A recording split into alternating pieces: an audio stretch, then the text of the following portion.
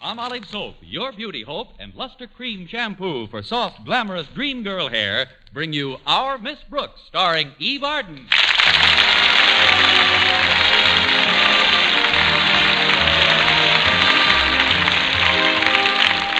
Our Miss Brooks teaches English at Madison High School. She's very fond of her pupils, and they're very fond of her. She's also very fond of biology teacher Philip Boynton, and he's very fond of his frogs and guinea pigs. This absorption in his laboratory is largely due to Mr. Boynton's natural shyness.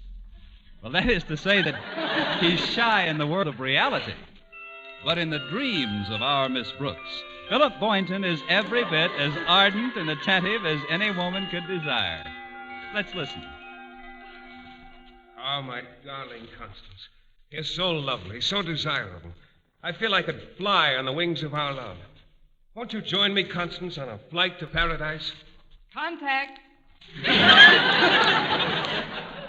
I must pause for a moment, my darling. You know why? For station identification? I want to look at you again before I kiss you. And if you notice anything strange in my eyes, dearest, it's stardust. Well, sweep it under your lids and let's get going.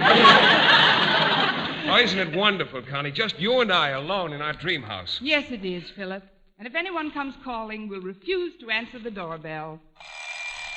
Sorry, wrong number. Oh, okay, alarm clock. Oh, you win. Quiet. If I could have slept a few more minutes, that dream might have gotten the Academy Award. Come in. Good morning, Connie. Good morning, Mrs. Davis. I've brought you a little breakfast tray. Hope you like the surprise recipe on it. Another surprise recipe? I'm still trying to get used to the last one. Rye crisp boiled in breadcrumbs. Oh, this isn't anything like that, Connie. This is a famous Alaskan dish. Want to know what it consists of? No, what? It's very simple. You just take a pound of frozen whale meat, thaw it out, roll into patties, and fry in deep seal fat. Oh. What do you call this Eskimo's delight? Blubber burgers. Blubber burgers? Yes. Of course, not everyone can enjoy them at first eating. How do you stand on the whale meat, Connie? I really don't know, Mrs. Davis. I've never stood on any.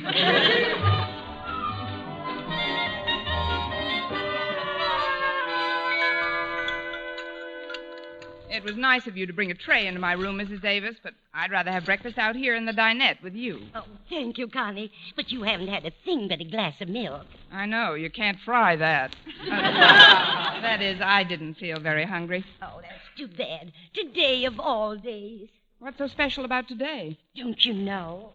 Let's see. Oh, certainly. Yesterday was payday, so today must be rent day. What do I owe you, Mrs. Davis? I'm not worried about the rent, Connie, although I could use a small loan. How much? Well, $5 would do nicely. It's for a donation I promised the Ailing Newsboys Fund. All right, Mrs. Davis, I can let you have $5. You sure you won't miss it? No, I won't miss it. The people I owe the payment on my car might miss it, but I'll take care of that later. I've had my eye on a bag in Justin's department store, and I've decided to throw caution to the winds and buy it this afternoon. The one you told me about, green alligator skin? That's the one. Of course, I'll have to postpone a lot of my time payments. The car, my coat, the watch I bought for Mr. Boynton, but it's worth it. Wait till you see that bag, Mrs. Davis. But what about your creditors? What'll you tell them? I'll write them all polite letters. Letters? What'll you say? Oh, I'll think of something. I'm an English teacher, ain't I? I mean, aren't I? Am I not? You certainly must have your heart set on that bag. Oh, I have. Do you think Mr. Boynton will like it? He likes frogs and lizards and things. Then this alligator bag ought to be right up his alley. Lucky alligator bag to be up an alley with Mr. Boynton. Oh, that must be Walter Denton. He's giving me a lift to school. I'll be there in a minute, Walter. Is your car in the repair shop again, Connie? Yes, the garage says they just have to get one more part for the car before I can drive it again. What part is that? A motor.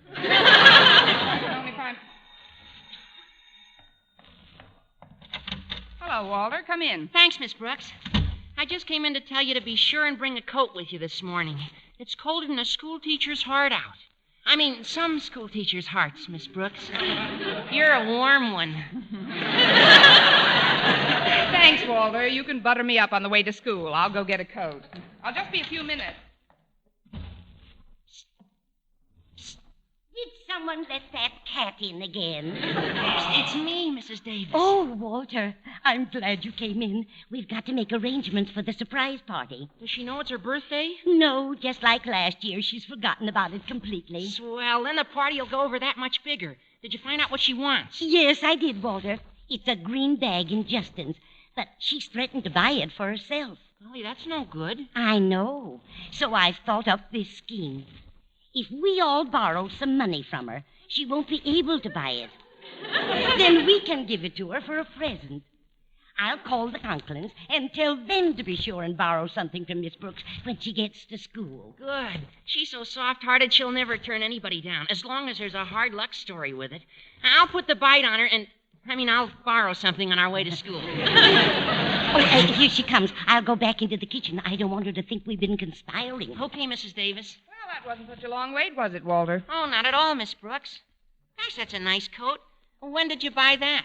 Within the next 18 months. Let's hurry, Walter. I couldn't touch a morsel of Mrs. Davis's breakfast. I'd like to get a bite on our way. Don't worry, you will.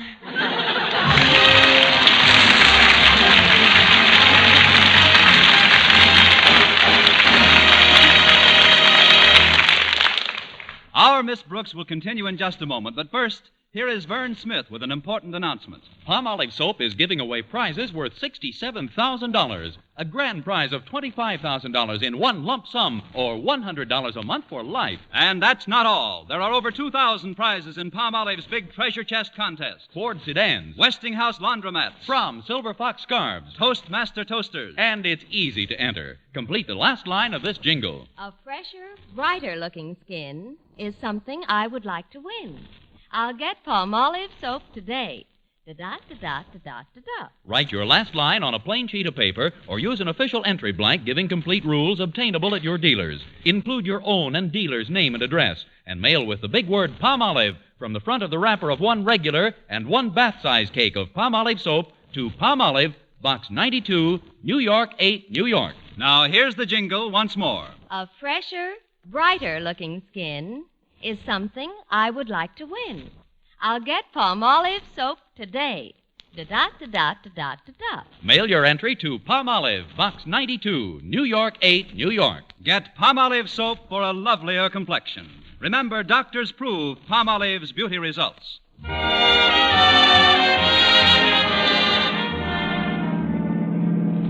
just had a tune-up job done in the car, Miss Brooks. Runs pretty smooth, doesn't it? Yes, it does, Walter. What kind of a car was this? Is this? A 1938 Hudson. Certainly held together for the past 10 years. So have you, Miss Brooks. Not that I'm comparing you with a car or anything, but, well, you're still so youthful. Nature's treated you extremely well. Why, you haven't even got any crow's feet. Nature probably knows I can't afford shoes for them. I don't like to keep bothering you with my personal problems, Miss Brooks, but could I once more? Could you once more what, Walter? Bother you with a personal problem. It's about a financial matter. What kind of a financial matter? A loan? Are you asking me or telling me? I'm telling you. I'm telling you. I'm broke. Really? How long have you been a school teacher? No, I'm serious. I've just got to get some money somewhere. It isn't like it was for myself. I wouldn't even ask if it was for myself. Who is it for? It's for a friend of mine. He's an iceman, and his horse fell down the other day, and he's laid up in the barn now, and my friend hasn't been able to sell any ice. Oh, that's too bad, Walter. He doesn't know when the horse will be on his feet again, and he's just had a baby. The horse? No, the Iceman. Well,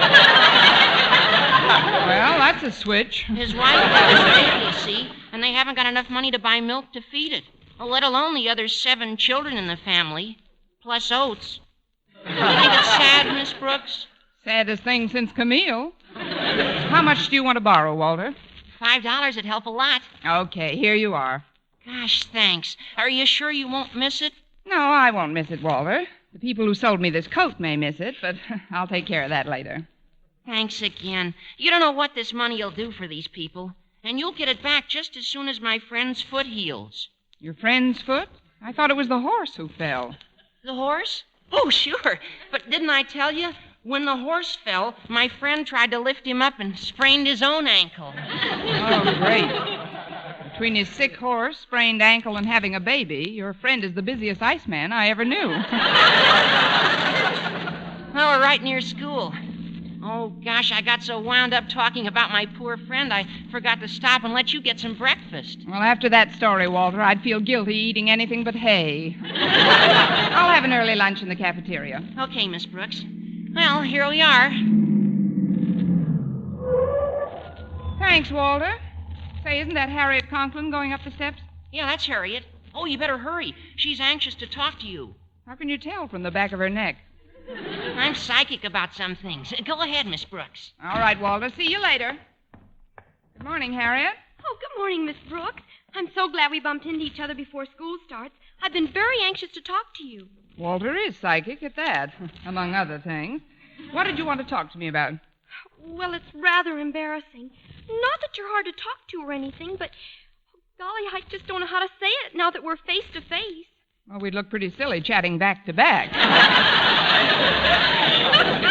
What seems to be the trouble? Well, it's really not my trouble, Miss Brooks.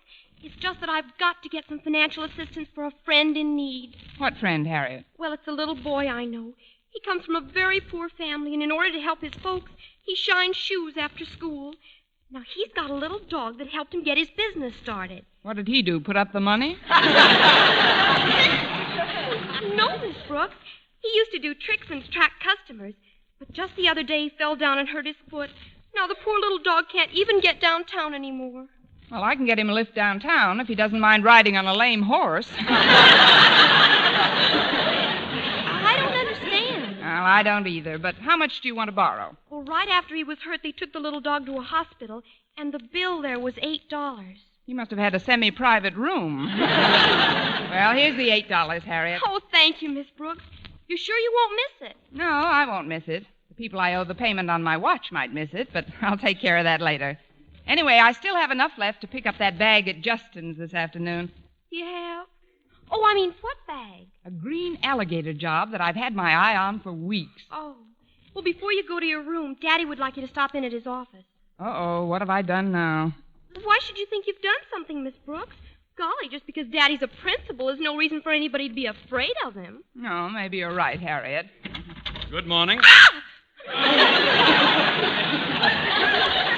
Daddy. See you later, Miss Brooks. Bye, Harriet. Will you step into my office a moment, Miss Brooks? Certainly, Mr. Conklin. Ah, at ease. Have a chair. Yes, sir. As you know, I was a major in the last war. Spent almost 4 years in charge of the post exchange at Camp Bobrick, Ohio. Stout fella. Yes, although I've been returned to the arms of my loved ones for over 2 years now, I opened my last box of Hershey's in 46. I must confess there are aspects of military life which bear remembering. Such as? Oh, the camaraderie, esprit de corps. Don't you agree, Miss Brooks? Oui, mon capitaine. Now, you've been teaching at Madison High for over 5 years, haven't you? That's right, Mr. Conklin. And in that time, I've had a lot of esprit de corps, but very few raises. I think the last one was way now, back in... let's not talk shop, Miss Brooks. I realize that you haven't had a raise in some time, but after all, it's a universal complaint these days, and one which can't be remedied overnight. Meanwhile, you get by very nicely on the money you earn, don't you? Well, speaking frankly... That's the only way to speak, Miss Brooks. Now, if you don't mind, I'll come to the point. I've got to have some financial assistance for a friend of mine in distress. Another one? This poor chap was one of my GI assistants during the war. Just a corporal, but I recommended him for a War Department citation. Really? Yes. You never saw anyone fill a Coke machine like this lad. As for stacking Kleenex boxes, oh... Well,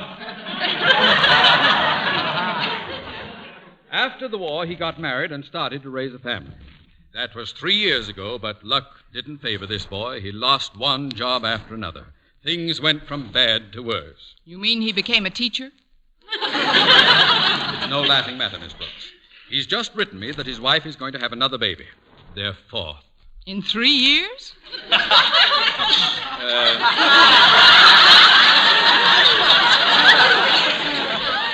There's a set of twins. In any event, he's desperate. He can't even afford a hospital room for his wife. Well, I know where there's a semi-private room if she doesn't mind dogs. I mean, how much would you like to borrow, Mr. Conklin? Well, I've asked many of my friends for $5 or $10. I see. Well, I guess. But you're such an old friend, Miss Brooks, I feel that I can ask you for $15. Before our friendship gets any older, here's the $15, Mr. Conklin. Well, thank you, Miss Brooks. You're sure you won't miss it? No, I won't miss it. The people I owe a repair bill on my car might miss it, but I'll take care of that later. Very well. That'll be all then. Dismissed.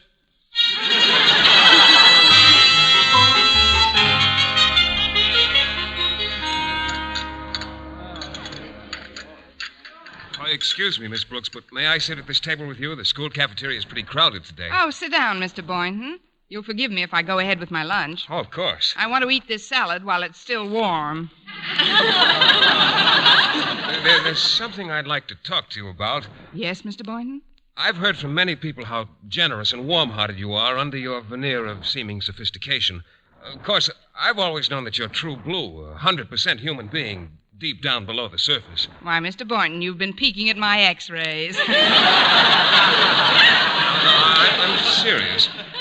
I know that I can appeal to you for assistance without fear of embarrassment. And I know when you hear my story, you'll want to help. Et tu, Boynton? Well, what's your story? Well, I have this friend who's also a biologist. From a poor family? No, his family's very wealthy, as a matter of fact. But he's married and has 7 children and 1 on the way. No, he's a single chap. But he's got a bad sickness. No, he's in the pink of condition. Oh, wait a minute, I know. His little puppy broke its leg. Oh, he hasn't any puppy, but his Great Dane just won a blue ribbon. Wrong again. But give that lady a box of Red Heart and 2 tickets to next week's flea circus. Look, Mr. Boynton, I'll bet your friend's horse is so lame he can't even ride him to work, Well, my friend drives a Cadillac. Look, if you'll just let me finish, I'll be as brief as possible. You see, he's leaving town, and he's got about 30 white mice and frogs that he wants to give me. Oh, so that's it. They're sick. Oh, no, not at all. They're wonderful specimens. But they're orphans. Please, Miss Brooks, what I'm trying to tell you is that I'll need about $20 for the added equipment it'll require to house them. Oh, well, why didn't you say so? Here, Mr. Boynton, here's $18. It's all I have left. Let a couple of the mice double up. Thank you, Miss Brooks. I certainly appreciate this, but are you sure you won't miss it? No, I won't miss it. The people I owe the payments on my car, watch, and coat might miss it, but I'll take care of that later. There's only one thing that's not going to be put off, Mr. Boynton. Oh, what's that? A green alligator bag I've got my deep down underneath little warm heart set on. My first stop after school will be the nearest bank that lends money.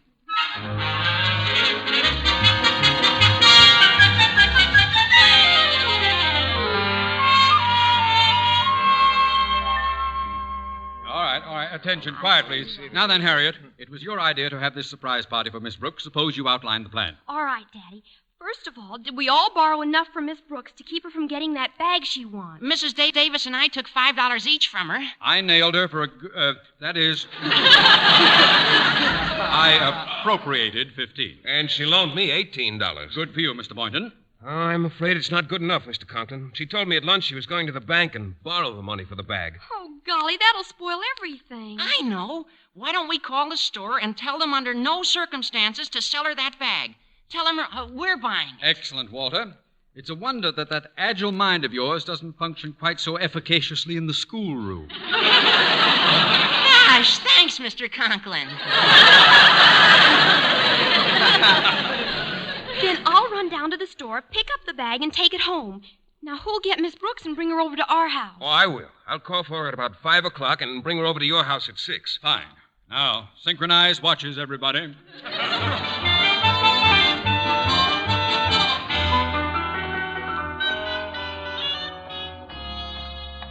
Let's see, confidential loan department. This is it. Pardon me, I've read your ads, but I'd still like to be assured that any business we transact will be strictly confidential. You may be quite certain of that, miss. What? I said we treat all our transactions with the utmost secrecy. Well, you can let me in on it.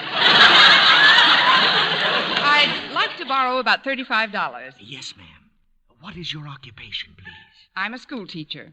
How long have you been teaching, and at what school, please? 5 years at Madison High. And how do you sound when you've got laryngitis? Very comical. You write your name and address down, and I'll get you the money. Is that all there is to it? Yes, we don't believe in a lot of red tape. Oh. All you have to do is sign a few papers. First here. Yes? Now here. Right. Now this one. There you are. Now here. Mm-hmm. And here. Again? And this one. Yes. Now we'll start on the second page. Here. Yes. And here. Mm-hmm. And here. Mm-hmm. And here. And here. Here.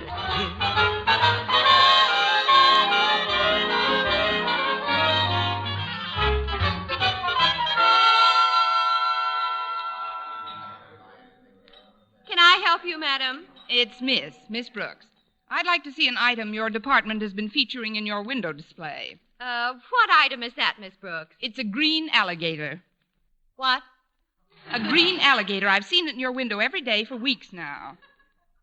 Have you ever heard of Alcoholics Anonymous? Do you mean to tell me you don't know what I'm talking about? Oh, not at all, Miss Brooks. You know you don't know what you're talking about, don't you? Or do you? Of course I do. Let's start all over again. There's a purse made of green alligator skin that's been in your window for the past... Oh, that thing. Oh, you wouldn't want to own that. Why, it wouldn't do a thing for you. It wouldn't have to. I've got a job.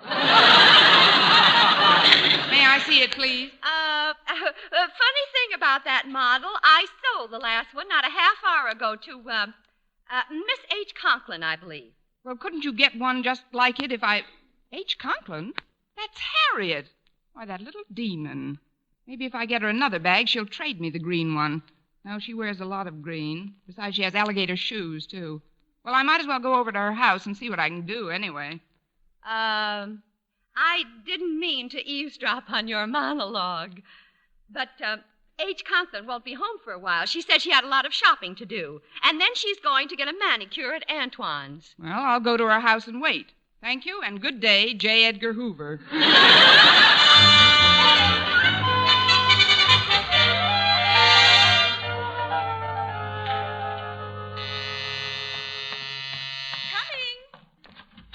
Hello, Mrs. Conklin. Is Harriet at home? Why, no, Miss Brooks. She's out doing some last-minute shopping for the... Miss Brooks, isn't it terribly early? I mean, with the days getting shorter all the time, it seems like about 5 o'clock. It is 5 o'clock. May I come in, Mrs. Conklin? Oh, of course. Who's that at the door, Martha? Oh, it's you, Miss Brooks. Hello, Mr. Conklin. Martha, did Harriet get back with all... Miss Brooks!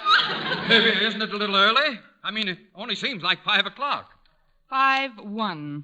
Sit down here in the living room a minute, Miss Brooks.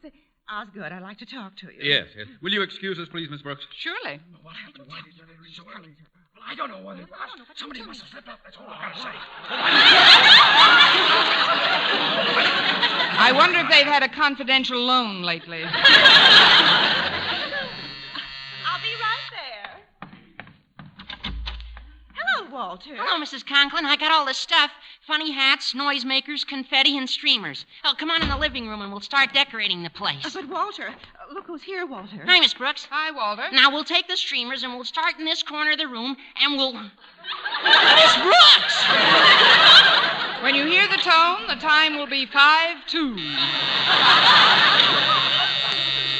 This one's on me. Oh, hello, Mr. Conklin. I was just over to Mrs. Davis's house, but you... Say no more, Boynton. Come into the living room. Hello, Mr. Boynton. Hi. Oh, hello, Mrs. Conklin. Walter. Hello, Mr. Boynton. Oh, hello, Miss Brooks. As I started to say, Mr. Conklin, I went over to Mrs. Davis to pick up Miss Brooks, but she...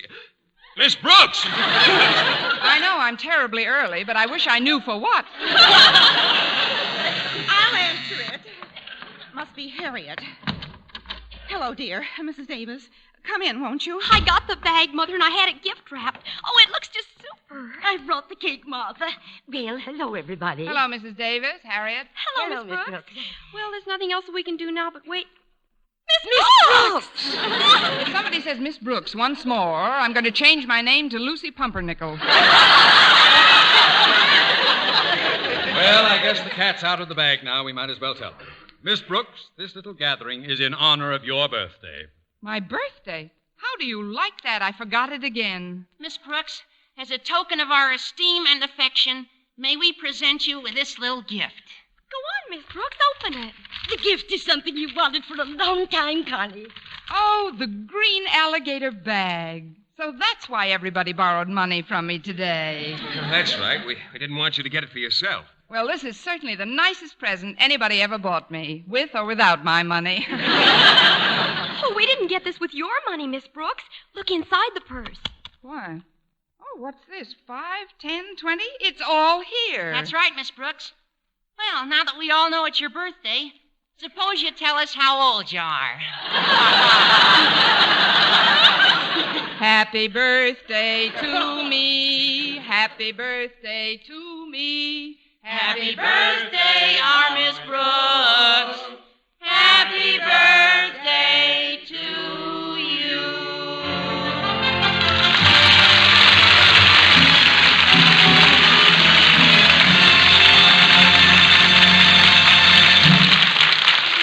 Eve Arden as our Miss Brooks returns in just one moment. But first, Dream girl, beautiful luster cream girl. Tonight, you can see this come true, revealed by a luster cream shampoo. You'll see your hair lovelier, your wave or curls softer, more glamorous, easy to do quickly. Even in hardest water, luster cream shampoo leaves hair 3 ways lovelier. Fragrantly clean, easier to manage, brilliant with sheen. Don't wait. Tonight, use Luster Cream Shampoo. Not a soap, not a liquid, but a dainty magical cream. Discover why it's by far the top favorite cream shampoo. Get the big jar, $1. Smaller sizes, either tubes or jars. Tonight, you can be a Dream girl, beautiful luster cream girl. You owe your crowning glory to a luster cream shampoo. and now, once again, here is our Miss Brooks. So you see, I won't need the $35 I borrowed from you people yesterday. Here it is. Fine. The interest is practically nothing. Oh, that's nice. May I have a receipt, please? Of course. Just sign here. Yes. And here. Yes. And here. Yes.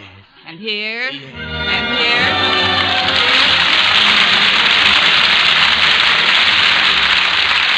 Next week, tune into another Our Miss Brooks show brought to you by Palmolive Soap, your beauty hope, and Luster Cream Shampoo for soft, glamorous dream girl hair. Our Miss Brooks, starring Eve Arden, is produced by Larry Burns, written and directed by Al Lewis, with music by Wilbur Hatch. Dentists know what cleans teeth best, and over 4,000 dentists say Colgate tooth powder with a 2-minute routine gets teeth sparkling and super clean. So to remove dull film and get your teeth shining clean, just brush teeth 2 minutes morning and night with Colgate tooth powder. Brush inside, outside, and biting surfaces. Always brush away from the gums. See how quickly this gets teeth naturally bright. It removes dull film that improper brushing misses. And Colgate tooth powder also sweetens your breath. Try it. Buy Colgate tooth powder today. For mystery liberally sprinkled with laughs, listen to Mr. and Mrs. North. Tune in Tuesday evenings over most of these same stations. And be with us again next week at the same time for another comedy episode of Our Miss Brooks. Bob Lamont speaking for CBS, the Columbia Broadcasting System.